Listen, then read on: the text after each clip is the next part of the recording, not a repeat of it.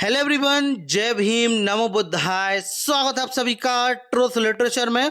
और आज हम डिस्कस करेंगे अशोक के चिकित्सालय के बारे में। साथ ही साथ आज हम जानेंगे मिनांडर मतलब मिलिंद के बारे में और नागों के बारे में, और सबसे ज़्यादा महत्वपूर्ण भारत में पान का इतिहास। तो जो पान होता है, जो पान खाते हैं, उसका इतिहास। तो आइए शुरुआत करते हैं। जब मगध पर मौर्यों का शासन स्थापित हुआ तब धम्म अपने चरमोत्कर्ष पर पहुंच गया।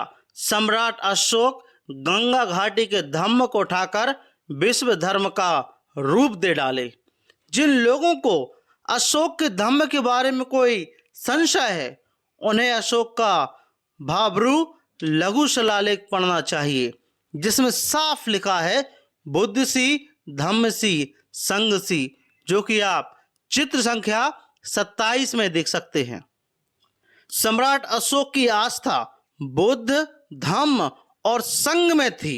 मास्क के सिद्धांतों को प्रशासन के क्षेत्र में लेनिन ने लागू किया और बुद्ध के सिद्धांतों को प्रशासन के क्षेत्र में सम्राट अशोक ने लागू किया।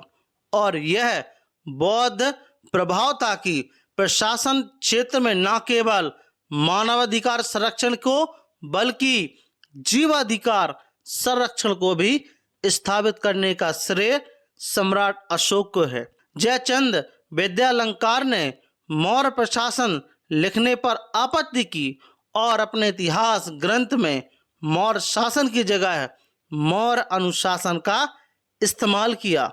यह प्रशासन के क्षेत्र में धम्म की गरिमा है, प्रशासन में प्रकृष्टता का भाव है, जबकि अनुशासन में धम्म की करुणा और प्रेम की मिठास है।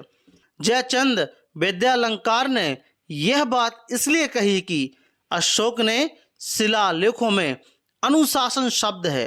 प्रशासन का इस्तेमाल गुप्त राजाओं के शिलालेखों में है। सम्राट अशोक ने जिन माध्यमों से अपनी जनता से नजदीकियां बनाई, वह दमनकारी नहीं बल्कि धम्म अनुशासन था। सम्राट अशोक भारत के ऐसे सम्राट थे जिन्होंने राजपद और शासन के आदर्श सबसे पहले लिखित रूप में जारी किए। एक ऐसा राजनीतिक दर्शन जिसे छूने के लिए अनेक राजा ललचाते रहे और छू नहीं पाए। गौतम बुद्ध का जमाना था, तब स्वतंत्र पशु चिकित्सालय नहीं था। तत्समय के मशहूर चिकित्सक जीवक थे। राजगीर में उनका चिकित्सालय था। भरत स्तूप पर जीवक का अस्पताल उकेरा गया है। चिकित्सालय में औषधियां सिकहर मतलब छींका पर टंगी हैं। जीवक पेट का इलाज कर रहे हैं। संबंधित औषधियां सिलबट्टे से पीसी जा रही हैं। चिकित्सालय में बीमार पशु भी हैं। कराहते बीमार पशुओं का अंकन बड़ा मार्मिक है, जो कि आप चित्र संख्या 28 में देखेंगे। फिर सम्राट अशोक का जमाना आया। सम्राट अशोक ने पशु चिकित्सालय को मनुष्यों के चिकित्सालय से अलग किए। दूसरे शिलालेखों में लिखवाए कि मनुष्य चिकित्सा और पशु चिकित्सा दोनों चिकित्साओं को अलग अलग स्थापित किए। उन्होंने लिखा मनुष्य चिकित्सा चा पशु चिकित्सा। भारत के इतिहास में स्वतंत्र पशु चिकित्सालय खोलने का श्रेय सम्राट अशोक को है। यह धम्म की मर्यादा है। अशोक के बाद मिनांडर का उल्लेख प्रासंगिक होगा। सबसे प्रसिद्ध यवन शासक मिनांडर 160 से 120 ईसा पूर्व थे। बौद्ध साहित्य में वे मिलिंद के नाम से प्रसिद्ध हैं। राजधानी संकल में थी। बड़े रुतबे वाली थी। ऊंची प्राचीरों से घिरी हुई थी। मिनांडर विदेशी थे, मगर वे बौद्ध धर्मावलंबी हो गए। मिनांडर की कुछ मुद्राओं पर धम्मचक्र उत्कीर्ण हैं। उनकी मुद्राएं काबुल से लेकर गाजीपुर तक और मथुरा से लेकर बुंदेलखंड तक मिलती हैं। स्वतात घाटी के बुकतारा स्तूप के निर्माता अशोक थे तो उनके दूसरे लेयर के निर्माता मीनांडर थे। मीनांडर न्यायप्रिय शासक थे। प्लूटार्क ने लिखा है कि यात्रा काल में जब एक शिविर में मीनांडर की मृत्यु हुई तब उनके भस्म के वितरण को लेकर जनता में झगड़े उठ खड़े हुए, कारण कि वे इतने जनप्रिय थे कि लोग उनके भस्म पर अलग अलग स्तूप बनाना चाहते थे। भारत के इतिहास में बुद्ध के बाद मीनांडर, मीनांडर के बाद कबीर और कबीर के बाद नानक का नाम आता है, जिनके मृत शरीर को भी अपनाने के लिए जनता व्याकुल थी। मीनांडर ने भारतीय इतिहास में एक दार्शनिक के रूप में अपनी प्रसिद्धि प्राप्त की। मेनेंड पन्हों में मीनांडर की अत्यंत प्रशंसा की। मीनांडर इंडो ईरानी इतिहास में सर्वाधिक लोकप्रिय नृपति हैं।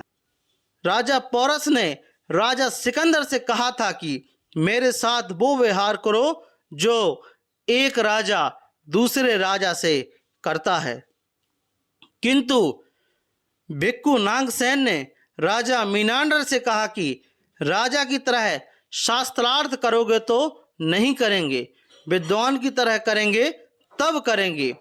वो बौद्ध दर्शन की ताकत थी कि मीनांडर ने नागसेन से राजा की भांति नहीं बल्कि दार्शनिक की तमीज से बात की थी।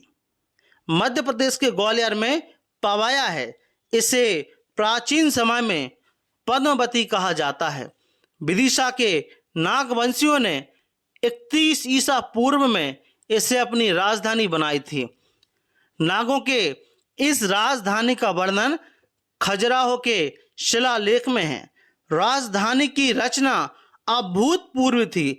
बड़े बड़े और ऊंचे भवनों की पंक्तियां थीं। राजमार्गों पर बड़े बड़े घोड़े दौड़ते थे। दीवारें चमकदार, स्वच्छ और गगनचुम्बी थीं, ऐसी कि आकाश से बातें करती थी। और बड़े बड़े भवन तुषार मंडित भवन की चोटियां के समान जान पड़ते थे। इन्हीं नाग राजाओं के पूर्वज शेषनाग 110 ईसा पूर्व से 90 ईसा पूर्व तक उनका कार्यकाल था, जिनकी राजधानी विदिशा थी। शेषनाग के प्रभाव और शक्ति का अंदाजा इस मिथक से लगाया जा सकता है कि पृथ्वी शेषनाग के फन पर टिकी है। यह मिथक ही बता दिया, मतलब इतना शक्ति का अंदाजा लगा सकते हैं। इतने अधिक शक्तिशाली राजा थे कि यह मिथक भी चला दिया।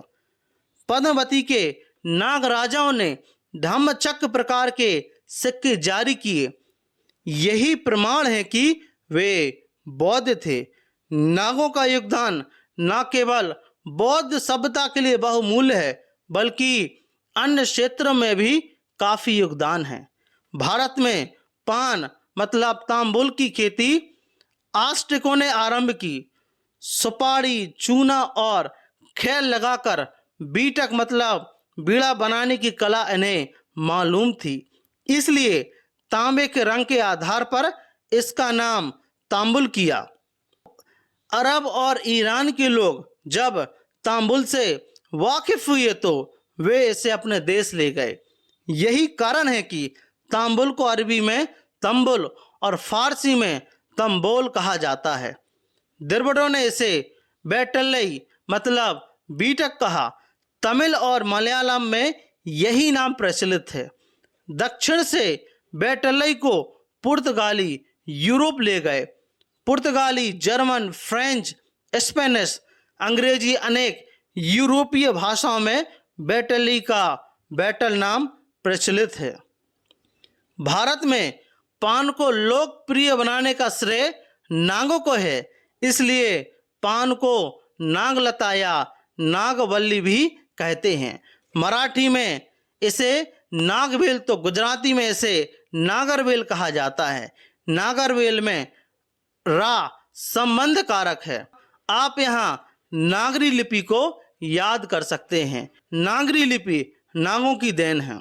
उदाहरण जैसे तुम्हारी गाड़ी का मतलब आपकी गाड़ी, वैसे ही नागरी लिपि का मतलब नाग की लिपि।